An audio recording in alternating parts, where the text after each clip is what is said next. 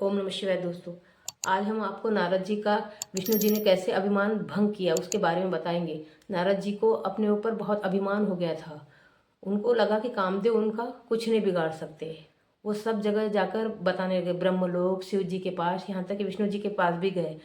तो विष्णु जी बोले कि काम तो जो भक्ति नहीं करते उन लोग को सताता है, लेकिन जो जो व्यक्ति भगवान की भक्ति करते हैं, तपस्या करते हैं, उनका काम कुछ नहीं बिगाड़ सकता। तो नारद जी बोले, ये सब प्रभु आप ही की कृपा से है, जो कामदेव मेरा कुछ नहीं बिगाड़ सकता। तो विष्णु जी ने एक लीला रची और उसमें नारद जी का अभिमान उन्होंने तोड़ा। आज उसी के बारे में आज आपको हम इस कथा में बताएंगे। शुरू करते आज की कथा। रुद्र संहिता द्वितीय खंड। ऋषिगणों की वार्ता। ऋषिगण सूति जी से बोले, आपने विदेश्वर संहिता का उपाख्यान भली भांति सुना है। अब आप शिव जी का प्राकट्य, उमा की उत्पत्ति, शिव उमा विवाह, ग्रस्त धर्म एवं अन्य शिव चरित्र बताने की कृपा करें। सूति जी बोले, हे ऋषियों, आप सब परम धन्य है जो शिव चरित्र सुनना चाह रहे हैं। शिव चरित्र जगत को पावन करने वाली गंगा जी के समान पवित्र है। एक बार नारद जी ने भी अपने पिता ब्रह्मा जी से इसी प्रकार पूछा था। ऋषि वंद कहने लगे कि हे सूत जी, इस संवाद को हमें विस्तार पूर्वक बताने की कृपा करें। नारद जी काम विजय। सूत जी ब्राह्मणों से बोले, एक बार नारद जी हिमालय की एक गुफा में बैठकर मौन धारण कर तपस्या कर रहे थे। उनके तप से इंद्र के मन में भय उत्पन्न हो गया कि कहीं नारद मेरे राज्य पर अपना अधिकार न कर ले। इंद्र ने कामवेद को बुलाकर समझाया कि तुम मेरे मित्र हो, तुम्हारे सहारे ही मेरा शासन चल रहा है। तुम बड़े बड़े ऋषि मुनियों का गर्व चूर चूर कर देते हो। हिमालय की गुफा में नारद शिवजी की उपासना कर रहे हैं, कहीं ऐसा न हो कि वह शिवजी से मेरा राज्य न मांग ले। अतः तुम वहां जाकर सुंदर बाग निर्माण कर प्रवीण अप्सराओं के कामवर्धक नृत्य द्वारा उनकी तपस्या भंग करो। कामदेव ने हिमालय की घाटी में पहुंचकर अप्सराओं से कामवर्धक नृत्य करवाया, परंतु वे नारद जी की तपस्या को भंग करने में असमर्थ रही, क्योंकि कामदेव को भस्म करने वाला शिवजी का यही स्थान था। रति के रति के विलाप करने पर शिवजी ने उसे वरदान दिया था कि कामदेव कुछ समय बाद फिर जीवित हो जाएगा, परंतु इस स्थान पर तथा जहाँ तक यह भस्म होता दिखाई दे रहा है, वहां तक इसकी माया एवं काम बाणों का प्रभाव नहीं होगा। इसी कारण इस स्थान से लज्जित होकर कामदेव को इंद्र के पास लौटना पड़ा। यह सब शिवजी की माया का फल था। बहुत समय पश्चात नारद जी तपस्या से जागे, तब उन्हें अपने द्वारा कामदेव पर विजय का ध्यान आया। इससे उनके मन में अभिमान जागृत हो गया। नारद अपनी इस विजय को बताने भगवान शिव के पास कैलाश पर्वत पर गए। नारद जी ने शिव जी को प्रणाम किया और गर्व में भरकर कामदेव पर अपनी विजय का समाचार उन्हें सुनाया। शिव जी ने नारद की प्रशंसा की और बोले, हे नारद, तुम धन्य हो, परंतु इस प्रसंग को अन्य देवी देवताओं से मत कहना, विशेषकर विष्णु जी को मत बताना। परंतु शिव जी की माया को कौन टाल सकता है। नारद जी ने ब्रह्मलोक में जाकर ब्रह्मा जी से सब बात बता दी। ब्रह्मा जी ने शिव जी का ध्यान कर सब बात जान ली कि भगवान शिव ने नारद से यह प्रसंग किसी को न बताने को कहा था। नारद जी का अभिमान बढ़ने लगा। यह सब शिव जी की ही लीला का फल था। नारद जी यह कथा सुनाने विष्णु लोक में पहुंच गए। विष्णु जी ने नारद को आते देखकर आसन से उठकर उन्हें प्रणाम किया और प्रेम से पूछने लगे, आपका आगमन कहाँ से हो रहा है। विष्णु जी की बात सुनकर नारद जी ने गर्व से अपनी कामदेव पर विजय की संपूर्ण कथा कह सुनाई। विष्णु जी ने नारद से कहा, हे मुनि, काम तो भक्तिहीन व्यक्तियों को सताता है। आप तो ब्रह्मचारी, तपस्वी और ज्ञानी एवं वैरागी है, आपको यह विकारी काम कैसे सता सकता है। विष्णु जी की यह बात सुनकर नारद जी गर्व से भरकर बोले, यह सब आपकी कृपा है। कामदेव की क्या औकात है जो मेरा कुछ बिगाड़ सके। इतना कहकर नारद जी विष्णु लोक से चल दिए।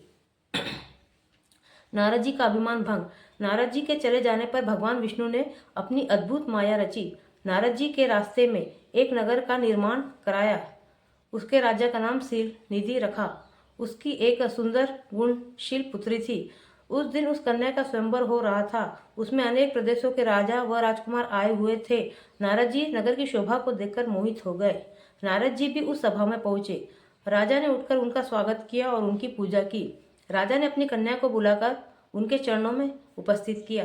राजा ने नारद जी से पूछा, महाराज, आप तो श्रीकाल जोशी है, इसको कैसा वर मिलेगा। नारद जी उसके सौंदर्य को देखकर उस पर मोहित हो गए। वे बोले, राजन, तुम्हारी कन्या तो साक्षात भगवती लक्ष्मी स्वरूपा है। इसको त्रिलोकी का स्वामी शिव जी के समान वीर यशस्वी पति प्राप्त होगा। इतना कहकर नारद जी वहां से चल दिए।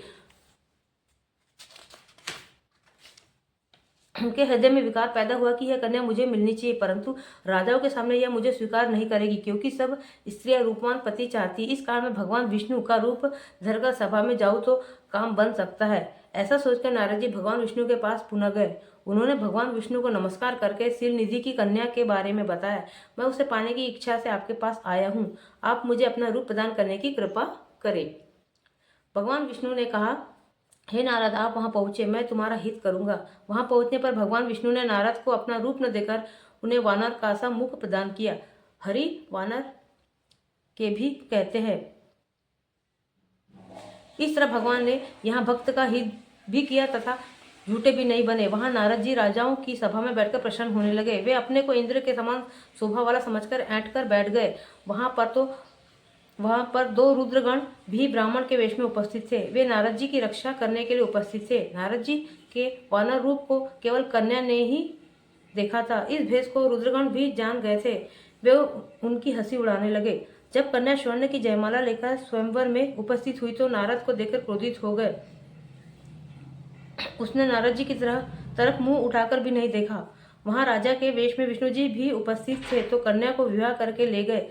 रुद्रगणों ने नारद जी से कहा, आप दर्पण में जाकर अपना चेहरा देखो जो वानर का सा बना हुआ है। जब नारद जी ने अपना मुख दर्पण में देखा तो क्रोध में भरकर उन्होंने रुद्रगणों को शाप दे डाला कि तुमने मेरी हंसी उड़ाई है, अतः दोनों राक्षस बन जाओ। रुद्रगण चुपचाप श्राप को ग्रहण करके शिवलोक को चले गए।